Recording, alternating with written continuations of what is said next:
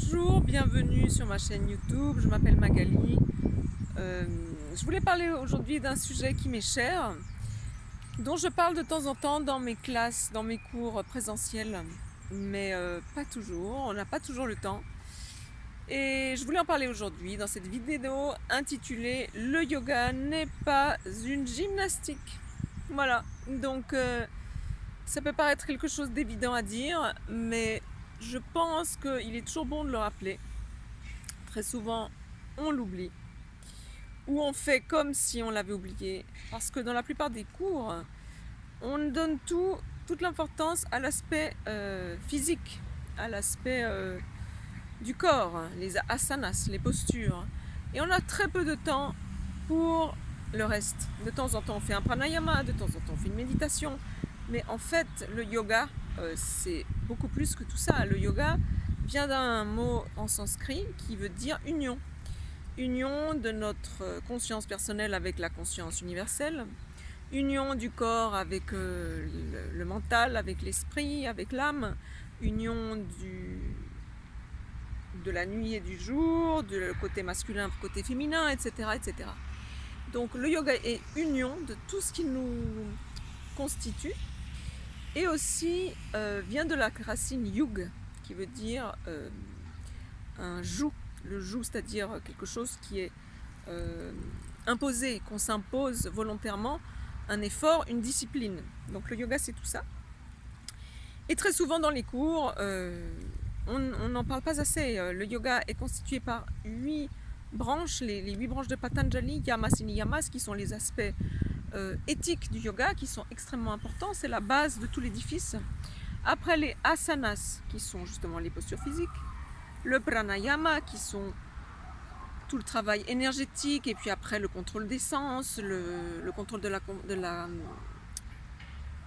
la concentration, et puis la méditation, et ce qu'on veut en fait, c'est arriver à la conscience.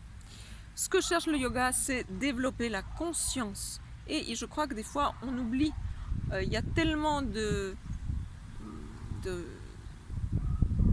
comment dire, dans les réseaux sociaux, il y a tellement de gens qui font des choses incroyables, des postures extraordinaires qu'on voit tous, et on se dit ouh, mais c'est extraordinaire, moi aussi je veux faire ça. Mais on tombe dans un piège de l'acrobatie, dans un piège de la performance physique.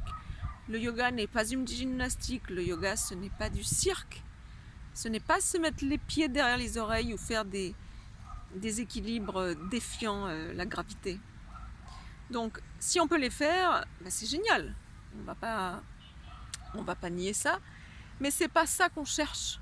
Voilà, le yoga c'est vraiment développer la conscience, essayer de justement faire que le corps ne nous dérange plus. Pourquoi on fait toutes ces asanas, toutes ces postures? Pourquoi on cherche tellement à développer la flexibilité, la force, l'agilité?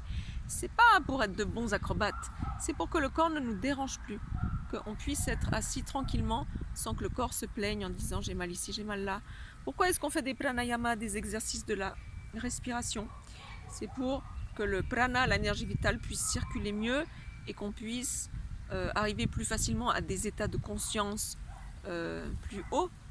Parce qu'en fait, ce qu'on cherche, c'est reconnaître qui on est déjà. Le yoga ne dit pas tu dois ajouter et faire et conquérir ton corps en ajoutant des connaissances. Alors évidemment, ça passe par là, mais le yoga nous dit défais-toi de tes différentes couches, comme un oignon, non? Le corps, le mental, tout ça, essaie de les calmer pour pouvoir arriver au noyau de ton être, qui est justement la conscience. Donc si tu n'es pas flexible, qu'importe. Il y a des gens qui disent je ne suis pas flexible, je ne peux pas faire du yoga. Mais c'est le contraire. Justement, puisque tu n'es pas flexible, le yoga te va donner de la flexibilité. Si tu n'es pas fort, le yoga va te donner de la force. Si tu n'es pas agile, il va te donner de l'agilité. Mais en fait, ce sont des plus que tu acquiers dans le chemin que tu es en train de faire. Mais ce qu'on cherche vraiment, c'est arriver à la conscience. Alors moi, je dis souvent à mes élèves, il y a des yogis extraordinaires qui n'arrivent pas à faire toutes les postures. Et alors, Et alors, moi non plus, je n'arrive pas à faire toutes les postures. C'est pas pour autant que je me considère pire qu'une autre. Voilà, alors il y en a qui arrivent à faire toutes les postures et qui ont développé la conscience, donc extraordinaire, c'est ce qu'on recherche tous. Mais il ne faut pas se laisser attraper par la forme, par l'image, par la photo d'Instagram, par une sorte d'image qu'on veut copier, où là on rentre dans le piège de la forme. Tous ceux qui mettent les pieds derrière les oreilles ne sont pas des yogis. Donc c'est pas ça qui doit nous émerveiller tellement. Un yogi, en fait, c'est quelqu'un qui a transcendé les opposés. Quelqu'un que les opposés n'affectent plus. Qui est au-dessus de ça. Il est arrivé à sa conscience pure. Donc pour arriver à être un yogi comme ça, tu peux travailler toute la vie. Et même peut-être plusieurs vies il te faudra pour arriver à ça. Et si en chemin tu arrives à être plus flexible, eh bien c'est formidable. Mais ne te laisse pas attraper par la forme. Et je le répète parce que même les élèves avancés ont tendance à tomber dans ce piège. Alors ça ne veut pas dire que la forme ne doit pas nous importer et que du coup on se dise bon bah si la forme n'importe pas, pourquoi est-ce qu'on s'efforce tellement? La forme, le travail physique est un moyen d'arriver à une conscience plus haute. Donc oui, bien sûr, on veut pousser les limites, on veut progresser, on veut avancer. Et ça, c'est très bien. C'est très bien. Il ne faut pas se contenter de ce qu'on a. Il faut, comme disait un prof que j'avais, le yoga, c'est une relation amoureuse avec les limites. Et honore tes limites, c'est-à-dire il ne faut pas non plus pousser le corps tellement que pour finir tu te fais mal. Il y a beaucoup de yogis qui se font des lésions parce qu'ils travaillent trop. Donc où est la conscience là-dedans? Où est la conscience quand tu te fais des lésions? Qu'importe si tu arrives à une posture difficile ou pas, peut-être que tu n'y arriveras pas. Ou peut-être tu y arriveras avec beaucoup de travail, ou peut-être tu y arriveras demain. Il y en a qui ont la chance d'être très flexibles, ils y arrivent tout de suite. D'autres pas, mais c'est pas ça l'important. Même une fois, j'étais en train de penser, peut-être que ceux qui ne sont pas flexibles, ils ont de la chance. Parce que tout de suite, ils arrivent à comprendre que le corps n'est pas tout. Que ta limite arrive rapidement. Et qu'en poussant avec amabilité tes limites, eh bien, la limite peut reculer. Et ceux qui n'ont pas ces capacités physiques tellement faciles, le comprennent plus vite peut-être. Alors que quelqu'un qui a beaucoup de dons physiques rentre dans les postures avec facilité et avec plaisir, et c'est très bien d'ailleurs, mais peut-être rentre plus facilement aussi dans ce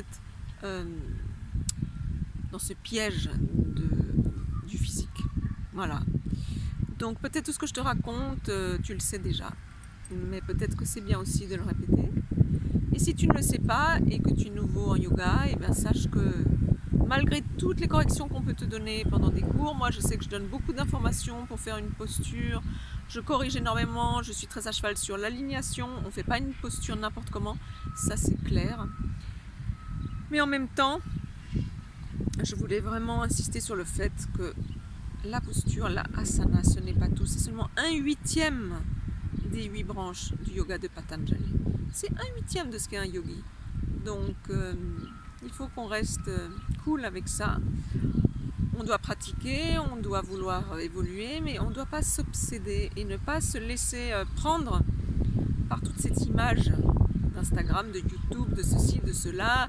J'ai le dernier leggings, j'ai le dernier top. Moi aussi j'aime avoir des jolis outfits, comme on dit. J'ai aussi des leggings de toutes les couleurs. Et pourquoi pas? Mais c'est pas ça, c'est pas ça. C'est pas pour rien que dans les salles de yoga, il n'y a pas de miroir. On ne se compare avec personne, ni avec soi-même. Encore avec soi-même peut-être, par rapport à ce qu'on a fait la veille, mais ça ne doit même pas nous perturber outre mesure. Et c'est vraiment être présent ici et maintenant. Et te dire que si tu travailles ton corps, c'est pour travailler ton énergie. Si tu travailles ton énergie, c'est pour travailler ton mental. Si tu travailles ton mental, c'est pour arriver à ta conscience. C'est ça le yoga. Donc, on se calme un peu avec toutes ces postures extraordinaires, qui en soi, effectivement, sont extraordinaires, mais elles ne doivent pas nous perturber. Si on n'arrive pas à les faire, elles ne doivent pas nous perturber. Si on n'arrive pas à les faire, elles ne doivent pas non plus nous rendre incroyablement fiers. Je veux dire, on doit quand même toujours pratiquer l'équanimité, c'est-à-dire l'effort nous appartient, mais le résultat ne nous appartient pas. Si on n'arrive pas à faire une posture, ça n'a aucune importance. Voilà, c'est ça que je voulais partager avec vous aujourd'hui. J'espère que ça t'a été utile. Si tu ne l'avais jamais entendu, ben j'espère que ça t'ouvre des nouveaux horizons sur ce qu'est le yoga. Si tu le savais déjà, eh bien je pense que, ou peut-être ça te fait du bien de le réentendre. Moi je sais que ça me fait du bien de me le redire souvent parce qu'on tombe tous dans ce piège. Et n'oublie pas de t'inscrire dans mon site, dans ma chaîne. Donne-moi un like si tu as trouvé cette vidéo intéressante. Et on se voit bientôt. Prends soin de toi, bonne pratique, profite bien du chemin et à bientôt. Namasté.